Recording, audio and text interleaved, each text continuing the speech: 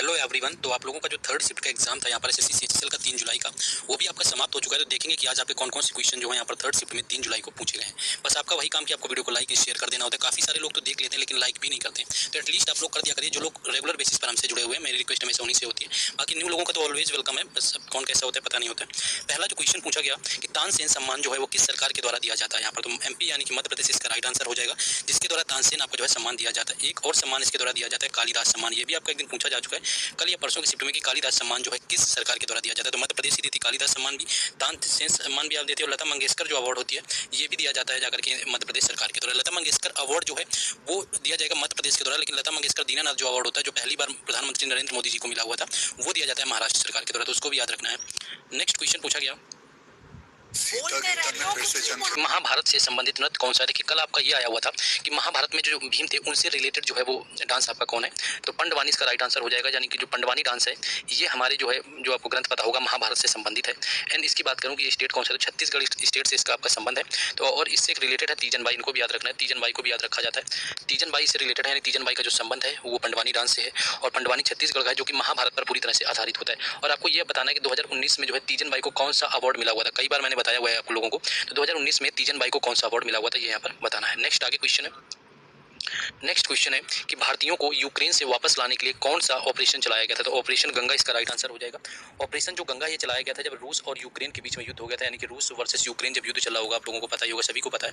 तो भारतीय जो वहाँ पर फंसे हुए थे, जो लोग स्टूडेंट्स वगैरह थे मेडिकल की तैयारी के लिए गए हुए थे, उनको वापस लाने के लिए ऑपरेशन गंगा मिशन चलाया गया था। और इसी तरह अगर आपको थोड़ा सा भी याद हो तो एक बार तालिबानों ने कहाँ पर हमला कर दिया था, यानी अफगानिस्तान को पूरी तरह से कवर कर लिया था तालिबानों ने, और वहाँ भी कुछ इंडियन फंसे हुए थे और उनको वापस लाने के लिए ऑपरेशन चलाया गया था दैवी शक्ति। ये क्वेश्चन आपका आ सकता है दैवी शक्ति, क्योंकि अब पूछा गया तो इससे रिलेटेड भी पूछ सकते हैं। तो ऑपरेशन जो दैवी शक्ति था वो अफगानिस्तान से भारतीयों को वापस लाने के लिए था, एंड ऑपरेशन जो गंगा था ये रूस से जो यहाँ पर यूक्रेन में फंसे भारतीय थे उनको वापस लाने के लिए आपका चलाया गया था। नेक्स्ट क्वेश्चन है, नेक्स्ट है होला मोहल्ला उत्सव किस राज्य में मनाते हैं। देखिए होला मोहल्ला की बात करूं तो ये मनाया जाता है होला मोहल्ला आपका पंजाब में, पंजाब इसका राइट आंसर हो जाएगा। और एक्चुअली होला मोहल्ला क्या होता है, ये होली ही होती है, जैसे कि हम लोग होली मनाते हैं हिंदू धर्म में, होली हमारे हिंदू धर्म का त्यौहार है, तो होली जिस तरह से हम लोग मनाते हैं उसी तरह से होला मोहल्ला मनाया जाता है। और होली के एक दिन बाद ही आपका मनाया जाता है, एक दिन बाद मनाते हैं होली के। और ये त्यौहार होता है सिख धर्म से संबंधित, अगर आपसे कभी धर्म पूछे तो होला मोहल्ला सिख धर्म से संबंधित हो जाएगा। वसंत ऋतु में होली के एक दिन बाद यानी कि फाल्गुन में ही इसको मनाया जाता है, और पंजाब से आपका रिलेशन है, पंजाब स्टेट जो कि यहाँ पर पूछा गया है। नेक्स्ट क्वेश्चन है आपका कि आपका बनाना स्टिक एक्चुअली नहीं होगा, यहाँ पर बनाना किक आपको दिया होगा कि जो बनाना किक होता है उसका जो संबंध है वो किस स्पोर्ट से है। देखिए स्पोर्ट यहाँ पर पूछा गया, देखिए क्रिकेट वगैरह के आपसे अगर पूछ लिया जाते हैं, एलबीडब्ल्यू आपसे पूछ लिया जाए या वैसे कुछ भी आपसे पूछ लेते हैं डीएलएस वगैरह, तो आप लोग समझ जाते हैं, लेकिन फुटबॉल वगैरह की आप लोग कम समझ पाते हैं। तो किक अगर आपको दिया होगा तो आप ऑप्शन अगर थोड़ा भी सोच समझ के भी लगाते तो वो फुटबॉल इसका राइट आंसर होता। जो बनाना किक होता है ये फुटबॉल से आपका रिलेटेड होता है, फुटबॉल इसका राइट आंसर हो जाएगा। फुटबॉल से रिलेटेड है आपका बनाना किक जो स्पोर्ट्स का टर्म यहाँ पर दिया हुआ था। देखिए क्वेश्चन का जब पीडीएफ बन जाएगी तो सारे क्वेश्चन की पीडीएफ मैं आपको Telegram channel and WhatsApp group पर डलवा दूंगा, उनके लिंक आपको डिस्क्रिप्शन में दिए गए हैं, तो वहाँ से जाकर के आप सभी लोगों को जुड़ जाना है।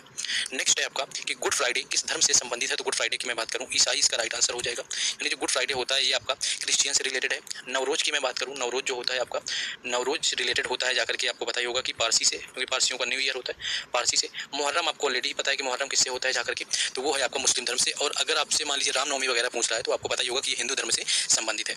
नेक्स्ट आगे अगले क्वेश्चन में आएंगे हम लोग। नेक्स्ट क्वेश्चन आपका मैनचेस्टर ऑफ इंडिया ऐसा कुछ पूछा गया था, मैनचेस्टर से क्वेश्चन बना हुआ था। एक्चुअली मैनचेस्टर क्या है कि आपका कॉटन जो आपके क्लॉथ्स हैं उनके लिए फेमस है, एंड मैनचेस्टर जो है ये आपके यूके में है, यानी कि यूनाइटेड किंगडम में एक जगह है।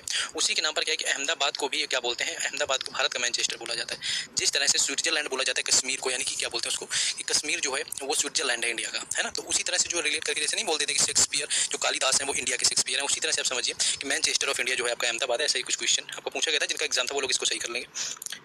नेक्स्ट देखिए क्वेश्चन आपका यहाँ पर पॉपुलेशन से आपके लगातार क्वेश्चन आ रहे हैं कि 2011 जनगणना के अनुसार जनसंख्या में कितनी प्रतिशत की वृद्धि हुई थी। तो अगर जनसंख्या की परसेंटेज वृद्धि की मैं बात करूँ तो 17.6 दिया होगा, या फिर आपको मान लीजिए 17.7 दिया होगा।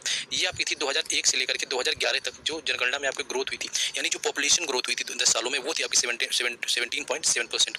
और यही आपका सेकंड शिफ्ट में आपसे यही पूछा था कि कौन से नंबर की थी आपकी ये जो सेंसस था, तो ये 15th नंबर का था, क्योंकि फर्स्ट आपको 1872 में हुआ था। तो ये भी आपको ध्यान रखना है कि कितनी ग्रोथ वगैरह हुई है। ये तो क्वेश्चन ऐसे है कि रिपीटेड ही क्वेश्चन है, कुछ नया इसमें नहीं पूछा गया। नेक्स्ट आ जाते हैं अगले क्वेश्चन में हम लोग। नेक्स्ट है आपका कि महिला पुरुष के लिए समान वेतन का अनुच्छेद कौन सा है। यहाँ पर आपका समान वेतन का जो है अनुच्छेद आपसे पूछा गया, तो आर्टिकल 39 आपको हो जाएगा, यानी कि 39 जो डी है ये राइट आंसर हो जाएगा, जिसमें क्या होता है कि महिला और पुरुष के लिए जो होता है वो समान वेतन की बात कही गई, तो आर्टिकल 39 डी हो जाएगा। और ये आता है हमारे डीपीएसपी में, यानी कि जो नीति निर्देशक तत्व हैं जो कि आयरलैंड से लिए गए हैं, इनमें ही आता है, हमारे इसके अंतर्गत आता है। एंड आर्टिकल जो 40 होता है ये होता है ग्राम पंचायतों का गठन, तो आर्टिकल 40 से अगर पूछा जाए तो वो आपके ग्राम पंचायत के गठन में आ जाता है। बाकी आर्टिकल 4 आपको पता है समान नागरिक संहिता होता है, आर्टिकल 50 होता है आपका कार्यपालिका से न्यायपालिका अलग होती है ना, तो ये आर्टिकल जो 51 होता है आपका अंतर्राष्ट्रीय शांति और सुरक्षा से संबंधित होता है। नेक्स्ट क्वेश्चन आपका पूछा गया था एक, हाँ, राइका आपसे पूछा गया था कि राइका जो जनजाति है वो किस राज्य में पाई जाती है। राइका की मैं बात करूँ तो ये उत्तरी राजस्थान में पाई जाती है, और उत्तरी राजस्थान के साथ साथ ये आपके पंजाब में भी पाई जाती है एंड हरियाणा में भी। पंजाब, हरियाणा और राजस्थान में ये जो जनजाति है इसको राइका ही बोला जाता है। ऑप्शन आपको देखने कौन से दिए थे, आपका राजस्थान था, हरियाणा था या फिर पंजाब था। एंड इसके साथ आप लोग ये याद रखिए कि इसी जनजाति को गुजरात में देवासी भी बोलते हैं, इसी जनजाति का अलग नाम है, तो देवासी इसको बोला जाता है, तो गुजरात में बोला जाता है। इस चीज़ को यहाँ पर आप लोग ध्यान रखेंगे। नेक्स्ट हम लोग आगे देखेंगे क्वेश्चन अगला हमारा, ये आपको पाइका जनजाति हो गया यहाँ पर। नेक्स्ट क्वेश्चन एक हमारा है यहाँ पर, हाँ, HYV से आया हुआ था। देखिए HYV का फुल फॉर्म पूछा हुआ था।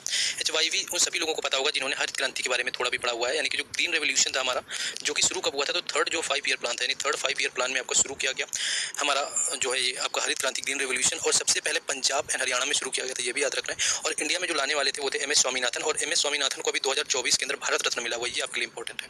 बाकी आपका वर्ल्ड लेवल पर जो इसके फादर थे आपके ग्रीन रेवोल्यूशन के, वो थे आपके कौन थे, नॉर्मन बोरलॉग थे।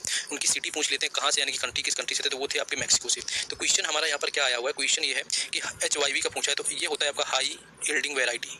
हाई यील्डिंग जो वैरायटी होता है ये एक्चुअली जो बीज थे उन्नत किस्म के बीजों का प्रयोग किया गया था इसमें, अच्छे बीजों का। तो हाई यील्डिंग वैरायटी सीड्स जो आपके पूरा होता था, तो यहीं से आपका HYV ले लिया जाता है, कई बार घुमा के पूछते हैं। तो HYV आपका सीड्स जो है यहाँ पर हाई यील्डिंग वैरायटी जो है इसका राइट आंसर हो जाएगा। तो यही कुछ क्वेश्चन थे जो, हाँ, एक दक्कन के आपका पठार पूछा गया था एक्चुअली, कि दक्कन का जो पठार है उसका आकार क्या है, तो आकार उसका आपका त्रिभुजाकार है, तो वो भी आपका याद रखना है। दक्कन के पठार का जो आकार है वो त्रिभुजाकार है। तो ये कुछ क्वेश्चन थे आज के थर्ड शिफ्ट में, यही मिल पाए थे।